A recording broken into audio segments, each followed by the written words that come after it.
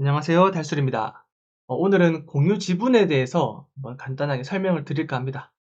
먼저 공유 지분이라는 것은요, 하나의 부동산에 둘 이상의 사람이 소유를 하고 있고 각자 가지는 지분을 말합니다. 자, 여기 보시면 지금 공유자들이 총 3명이 있습니다. 그리고 이 공유자들이 각각 가지는 지분, 이것들을 바로 공유 지분이라고 말합니다. 가장 우리가 흔히 볼 수 있는 공유 지분은 뭐가 있냐면 아파트를 예로 들 수가 있어요.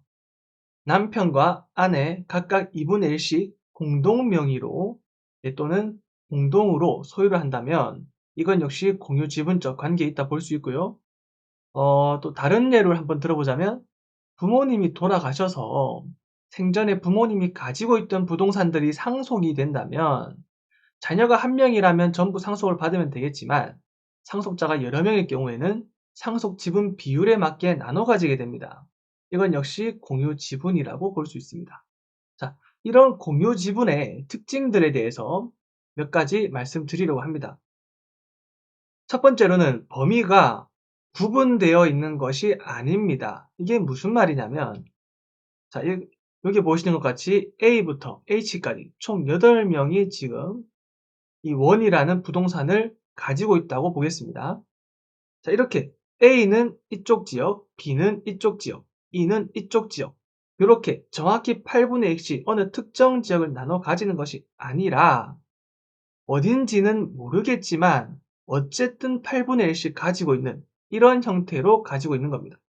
구분되어 있지 않다는 거예요. 만약에 이처럼 구분되어 있는 특정 지역이 서로 합의하에 정해져 있다면 이거는 부분 소유적 공유 관계에 있다라는 말을 씁니다. 그리고 두 번째로는 지분만 거래가 가능합니다. 이것은 민법 제263조를 보면 알 수 있는데 보통 부동산 전체가 아니고 일부이기 때문에 거래가 안 된다라고 생각할 수 있겠지만 원하는 지분만 살 수도 있고요. 원하는 지분만 팔 수도 있습니다. 거래가 됩니다. 그리고 그 다음으로는 과반수가 동의를 하면 임대를 할 수 있습니다. 자, 민법 제265조를 보시면 공유자의 지분이 과반수로서 결정한다. 관리에 관한 사항은.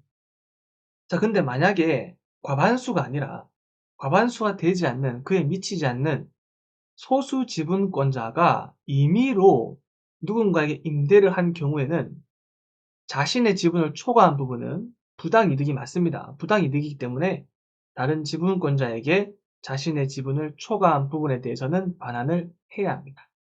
자, 이렇게 알아두시면 좋을 것 같고 마지막으로 전체를 매도하기 위해서는 공유자 전부의 동의가 필요합니다. 내 지분만큼은 내 마음대로 거래가 가능하지만 이것을 하나로 묶어서 1로 팔 때는 공유자 전부의 동의가 필요하다는 겁니다. 근데 만약에 이러한 전부의 동의 없이 공유물을 처분하였을 경우에는 어떻게 되냐? 그럼 이 계약은 없던 것이 되냐? 그게 아닙니다. 계약이 무효한 것은 아니에요. 계약은 유효합니다. 근데 하지만 처분권자 동의 없이 공유물을 판 이 처분권자의 지분 범위 내에서만 유효하더라. 이렇게 계약 전체가 무효가 되는 것은 아니다. 이렇게 정리를 하시면 될 것 같고요. 이러한 공유 지분에 관한 내용들을 경매와 한번 접목을 시켜보려 합니다. 그래서 경매에서의 공유 지분을 한번 다시 살펴보자면 경매에서 역시 공유 지분을 낙찰받을 수 있습니다.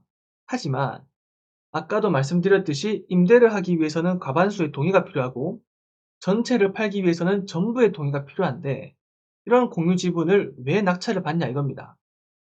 사용하거나 수익하거나 처분에 많은 이 공유 지분을 낙찰받는 이유는 이러한 어려움이 있기 때문에 자연스럽게 따라오는 것이 뭐냐면 낙찰가가 떨어지는 겁니다. 낙찰가가 떨어지면 저렴하게 우리가 낙찰을 받을 수 있다는 장점이 있죠. 이러한 장점 때문에 낙찰을 받는 건데 저렴하게 받는 게 장점이지만 이거를 해결하는 추구 전략도 반드시 있어야 됩니다. 이게 바로 공유 지분을 낙찰받는 이유니까요. 이 이유에 대해서 한번 살펴보도록 하겠습니다. 이렇게 낙찰받은 공유 지분을 해결하는 방법에는 첫 번째로는 저렴하게 낙찰을 받아서 원래 공유자에게 되파는 겁니다. 이 원래 공유자는 가지고 있던 부동산을 부모님에게 상속을 받아서 이 부동산에 애착이 굉장히 강할 수 있고요. 만약에 공유 지분이 토지라면 이 토지 위에 건물이 있는 경우 이 건물을 사용하기 위해서 반드시 이 땅을 필요로 할 수 있습니다. 그런 경우에는 공유자들과 협의를 통해서 적정 가격에 되파는 것이 가능합니다.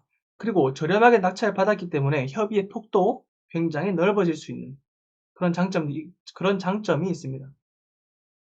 두 번째는 공유자들의 지분을 매입하여 전체로 만들어 개발하거나 할 수 있습니다.